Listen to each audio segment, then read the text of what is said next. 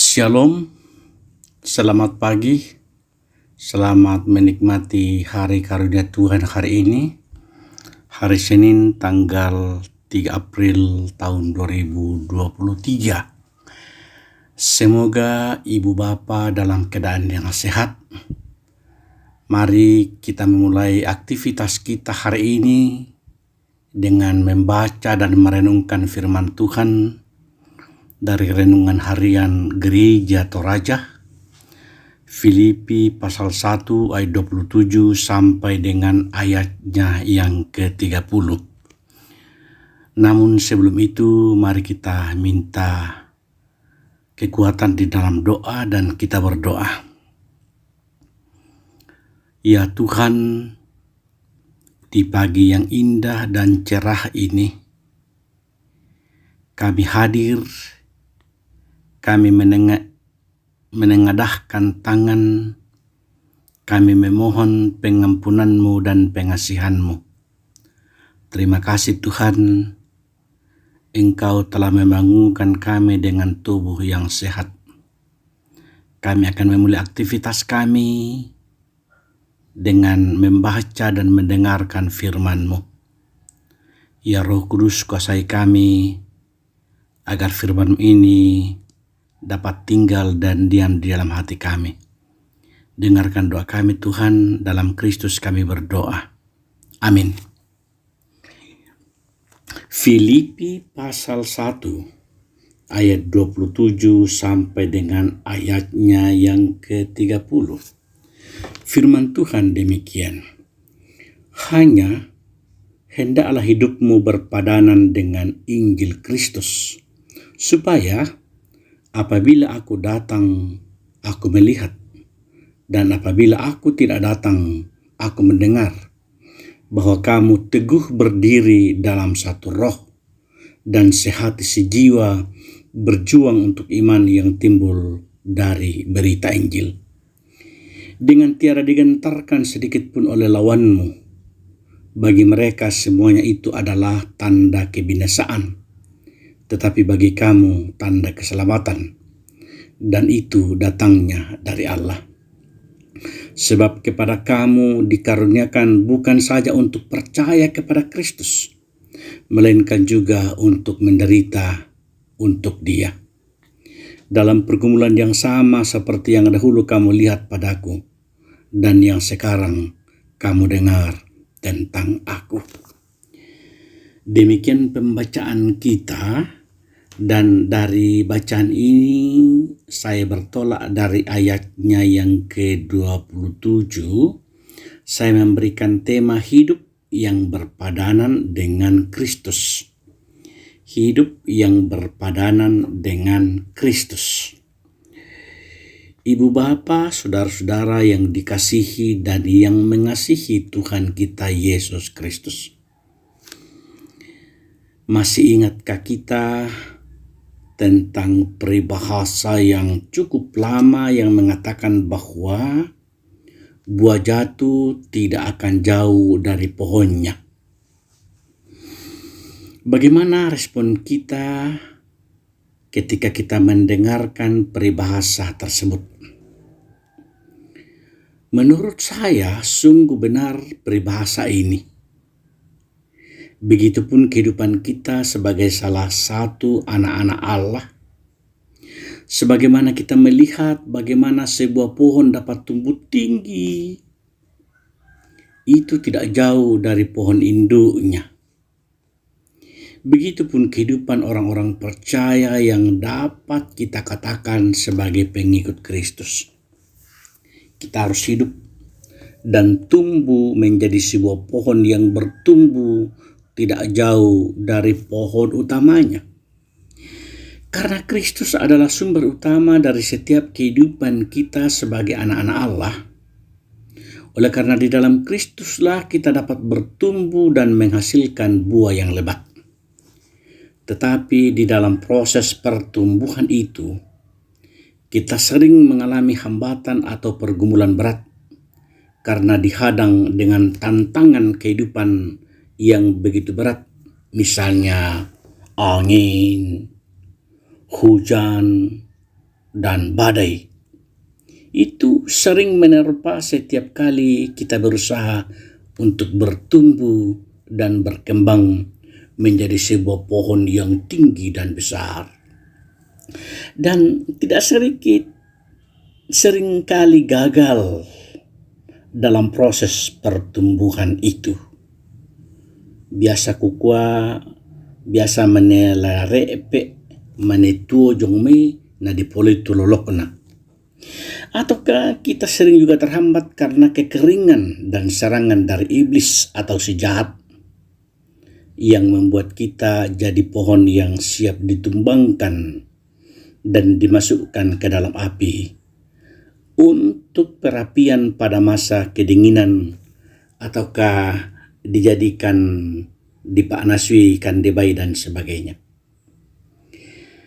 Pohon yang merupakan sumber kehidupan telah memberikan kita kecukupan dalam segala hal, dan tempat yang telah disediakannya bagi kita adalah tempat yang penuh dengan air kehidupan untuk kita nikmati, untuk kita rasakan. Tinggal bagaimana kita dapat tetap bertahan pada akar kita dengan begitu kuat di tempat di mana kita berada.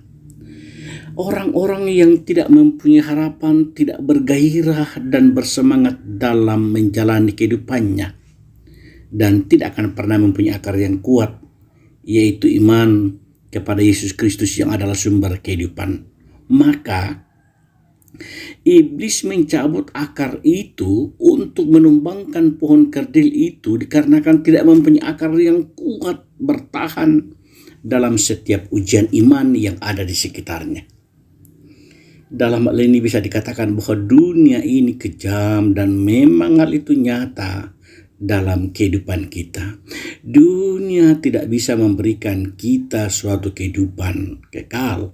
Dunia berusaha mematikan kita dengan berbagai cara agar kita melekat dengan dirinya untuk bersama-sama dimusnahkan. Ibu bapak, saudara-saudara, mari kita kembali kepada firman yang kita baca hari ini. Paulus adalah seorang pendurhaka dan pembantai umat Kristen pada mulanya. Tetapi dia kemudian dipakai oleh Allah dengan kuasanya, sehingga Paulus dapat berubah menjadi pohon yang banyak dan lebat buahnya. Dikarenakan dia sendiri dekat dengan sumber air kehidupan itu sendiri.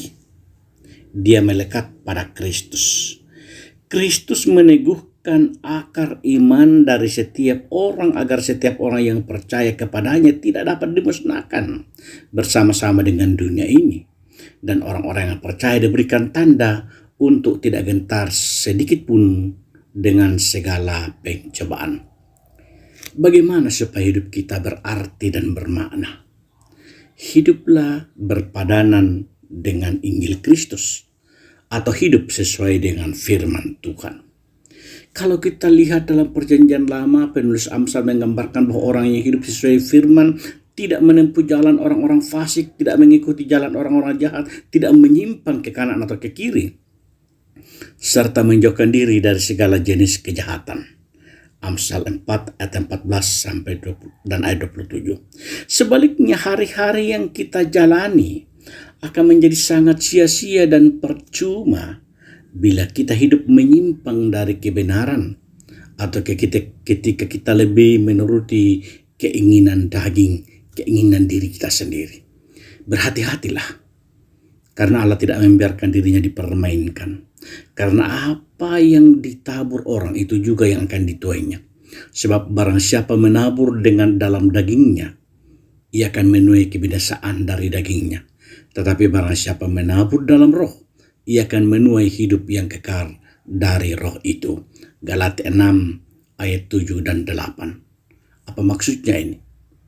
Maksudnya adalah jika kita tidak bertekad untuk mematikan perbuatan daging kita, maka perbuatan daging itu yang akan menghancurkan dan mematikan hidup kita sendiri. Karena keinginan daging itu selalu berlawanan dengan kehendak Tuhan. Pesan Paulus kepada jemaat Filipi adalah supaya mereka terus-menerus menyesuaikan hidup mereka dengan Injil Kristus, berpadanan dengan Kristus. Dengan ini jelas bahwa Paulus meminta supaya setiap orang percaya di Filipi menjadikan Injil Kristus sebagai patokan hidupnya di dunia ini. Gaya hidup yang didasarkan pada Injil, semangat yang terpancar dari Injil, motivasi dan etos kerjanya didasarkan pada pesan-pesan Injil. Hal ini berlaku bagi kita saat ini, bahwa gaya hidup kita apapun yang kita lakukan harus sesuai dengan Injil Kristus, agar hidup kita dipenuhi dengan hikmat dan penyertaan Tuhan selalu ada bagi kita. Di dalam dunia ini banyak orang yang takut dengan pencobaan. Tetapi semuanya itu adalah perihal yang dimaksud untuk orang itu dilayakkan untuk kerajaan sorga dan bukan untuk dunia. Jadi selama kita hidup di dunia ini, kita akan senantiasa diuji untuk melayakkan kita hidup di sorga yang disebut sebagai anak-anak Allah. Sebab dunia ini adalah tempat ujian bagi kita semua. Apabila kita lulus dari segala ujian, maka kita akan menerima upah kita. Allah tidak pernah berjanji bahwa kita hidup di dunia, maka kita akan hidup dengan tenang dan lolos dari segala ujian dan tantangan iman. Tapi hidup di dunia ini adalah perjuangan bagi kita semua. Ibu bapak, kita harus bertahan dari teriknya matahari, dari musim kekeringan di musim dingin, dan kelak kita juga akan menuai hasil dari jerih payah kita sendiri. Dan berbahagialah kita kalau kita bisa menikmati kuasa dan kasih Tuhan. Sedangkan Kristus turun ke dalam dunia harus juga melalui proses ini. Apalagi kita yang adalah manusia biasa. Tetapi oleh Kristus juga kita dapat memperoleh keselamatan kita. Karena dia sendiri berjuang untuk keselamatan kita. Dan bukan karena diri kita lah kita boleh selamat dari dunia ini. Semua karena Kristus yang menjadi naungan kita di dalam menjalani hidup ini. Dikala suka dan dikala duka. Dikala kita di kehidupan yang panas maupun yang dingin. Dikala kekeringan ataupun di musim penghujan. Semua yang ada di bumi ini. Sebab Kristus yang akan memberikan kita tujuan tuaian kita pada kedatangannya nanti. Mari berserah kepada Tuhan. Kita menikmati kuasa dan kasih Tuhan. Amin. Mari kita berdoa. Ya Tuhan,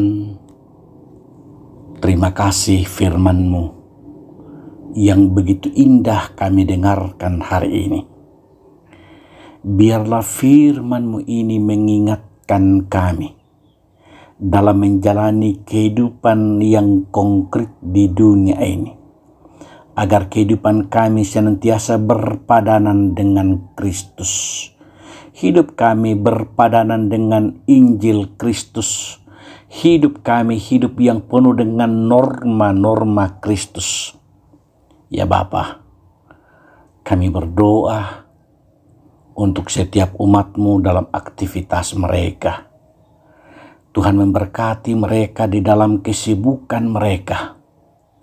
Tuhan memberkati para pemerintah.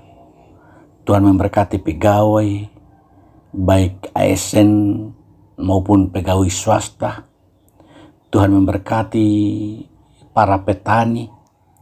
Tuhan memberkati para pedagang, para pensiunan. Tuhan memberkati kami semua apapun profesi dan pekerjaan kami. Kami percaya Tuhan selalu bersama-sama dengan kami. Karena itu Tuhan berkati kami. Kami berdoa untuk para lansia. Kami berdoa untuk orang-orang yang bergumul karena sakit penyakit. Engkau yang melihat keberadaan mereka. Engkau yang tahu keberadaan mereka. Tuhan lindungi dan sertai mereka. Biarlah ya Bapa, mereka hanya mengandalkan kuasa dan kasih Tuhan saja. Dengarkanlah doa kami. Dengarkan permohonan kami Tuhan. Karena kami berdoa kepadamu. Di dalam Kristus kami bermohon. Amin. Terima kasih dari Bukit Sion, saya menyampaikan selamat beraktivitas, Tuhan memberkati. Amin.